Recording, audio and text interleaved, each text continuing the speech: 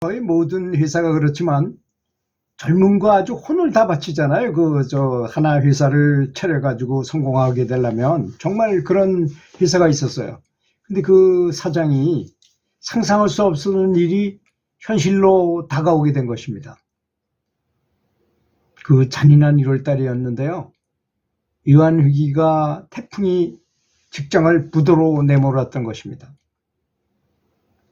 그동안 참 어렵게 쌓아왔던 공적이 일시에 다 무너져 내려버리죠. 부도도 나고 막 그러니까 상장까지 했던 기업이 졸지에 부실 기업이 됐던 것입니다. 전쟁터에서 패장은 말이 없잖아요. 부도가 난 기업의 임원은 할 말이 없는 것입니다. 매일 고통을 술로 달랬고 어느 날 만취 상태에서 집으로 돌아오니까 아내가 슬며시 쪽지 한 장을 내밀었어요. 경매 처분 절차 통지서. 참 기절할 만한 진짜 충격이었죠. 회사를 살리기 위해서 집을 담보로 제공하고 대출 받은 것이 문제가 발생했던 것입니다. 부도가 난 회사는 부채를 상환할 능력이 없는 건 당연한 거 아니겠습니까? 회사는 물론이고 가정까지 이제 무너질 위기잖아요. 집까지 지금 경매 처분 통지서가 날라왔으니까. 그래서 나름 연부를 매일 했던 사람인데 그렇게 되고 보니까 부처님 이건 너무 잔인하십니다. 제가 비교적 양심적으로 최선을 다해온 것을 아시지 않습니까?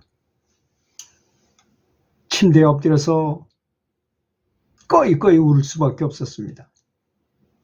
마치 내 인생 전체를 다 경매 처분당한 것 같은 그런 기분이 들었던 것입니다. 정말 사면 초가였죠. 사장이니 회사를 그만둘 수도 없잖아요. 나의 얼굴 보고 사는 사람들인데. 그리고 내가 개발해가지고 내가 판매한 현금 자동 인출기 있잖아요. 그거에 대한 책임도 있고. 만약에 내가 애프터 서비스를 안 하면 은행들이 아주 큰 피해를 입게 되는 처지고. 몇 달째 봉급도 못 주고 교통비조차 주지 못한 직원들은 불만은 치고들어 다녔죠. 당연히. 나는 100여 명의 직원들을 모아놓고 말했습니다. 자동화 기구는 애프터 서비스가 생명이다. 우리 제품을 구매한 고객들의 끝까지 최선을 다하자. 그러면 도움이 손길이 나타날 수도 있다. 근데 그렇게 어려운 지경에 제 친구 한 명이 찾아왔어요. 회사로. 솔깃한 이야기를 하는 거야. 저 동해시에 가면 보통 무당들은 보통 이 등급이 낮고 무당 중에서도 아주 굉장히 높은 등급을 가진 대통령급인 사람이 저 강원도 동해시에 있다는 것입니다. 묵호라고 하는 곳에 있다는 거예요. 그 점쟁이는 한 사람의 과거와 미래를 훤히 내다볼 뿐만 아니라 특히 아주 신통방통한 처방을 내려준다는 것입니다. 그래서 아내한테 말할 수는 없고 토요일 아침에 아내에게 여보 우리 바람 쐬러 드라이브 한번 갑시다 하고 경춘가들 타고 내려와가지고 동해시로 갔어요. 묵호로 갔어요. 한참 가서 보니까 정말 빨간 깃발이 달려있는 무당집 앞에 도착했어요. 여보 이 점쟁이가 아주 쪽집게라는데 좀 한번 봤으면 좋겠는데 요즘 도무지 되는 일이 없잖아. 근데 아내는 아무 소리도 안 해요. 근데 내가 손뜻 들어갈 용기가 없는 거예요. 발걸음이 떨어지지 않는 거예요. 자, 그러니까 우리 가서 점심 먹고 다시 옵시다. 그래서 아내와 같이 이제 그 항구 쪽으로 가가지고 물에 한 그릇을 먹고 커피 한 잔을 하고 다시 이제 무당집 앞에 왔어요. 이번에도 발걸음이 떨어지지 않는 거예요.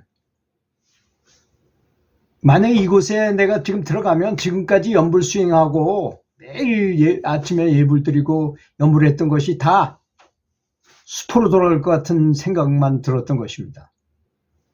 그때 아내가 내 손을 살며시 잡으며 한 가지 제안을 했어요. 여보, 무당집에 들어가는 게 내키지 않죠? 저에게 한 가지 좋은 묘안이 있습니다. 우리 내일부터 절에 가서 새벽 예불에 가서 기도합시다. 하나님께 한번 몸을 던져서 한번 매달려 봅시다. 그래서 아내 이렇게 권유하는데 마음이 흔들리죠. 점을 볼 것인가? 새벽 예불 기도를 할 것이냐? 아주 중요한 선택이 내 앞에 놓여지게 됐던 것입니다. 아내 말이 옳지요. 회사와 가정이 모두 깨지는 판국에 늦잠이나 자고 있고 뭐 이렇게 하다니 말이 되겠습니까? 고통의 원인 제공자는 나잖아요. 내가 회사를 잘못 운영해서 이렇게 된 거 아닙니까? 근데 왜 아내가 책임을 진단 말인가? 새벽에 일어나서 절에 가서 예불도 못하는 놈이 어떻게 사업을 다시 일으킨단 말이냐? 그래가지고 한번 이 점쟁이한테 뭔가를 맡길 게 아니라 부처님한테 모든 걸 한번 던지고 한번 연불해보자. 그렇게 이제 연불했어요. 그렇지만 뭐 회사는 여전히 어려웠죠. 그런데 내가 만든 개발한 현금 자동 인출기를 일본에서도 그걸 우리 기술을 그대로 갖다 쓰고 있는데, 우리 회사가 부도가 났다는 후지스 회사인데, 거기가 우리 회사가 부도가 났다는 말을 듣고 아주 큰 충격에 빠졌어요. 근데 그 회사로부터 제안이 들어왔어요. 우리에게 직접적인 책임은 전혀 없지만 일본 사회에서의 우리 회사 이미지를 생각하지 않을 수가 없습니다. 이미 판매한 제품에 대한 애프터 서비스를 책임져야 될 거 아니겠습니까? 우리가 자본을 100% 투자해가지고 당신의 회사를 그대로 사들여서 법인 회사를 설립하겠습니다. 그러니 그 얘기가 팩스로 오니까 직원들이 환호성을 질러대면서 지금 IMF가 한창 찬바람이 최고조로 극점에 달한 시점에 외국 기업이 투자 유치가 확정된 것이었습니다. 연불한 지 한 달 만에 일어난 성과였어요. 회사 설립은 자산 인수 방식이었어요. 그러니까 우리도 많이 받을 수 있잖아요. 자산 인수를, 우리 자산을 다 인수한다는 조건으로 그 사람들이 하는 거니까. 그래서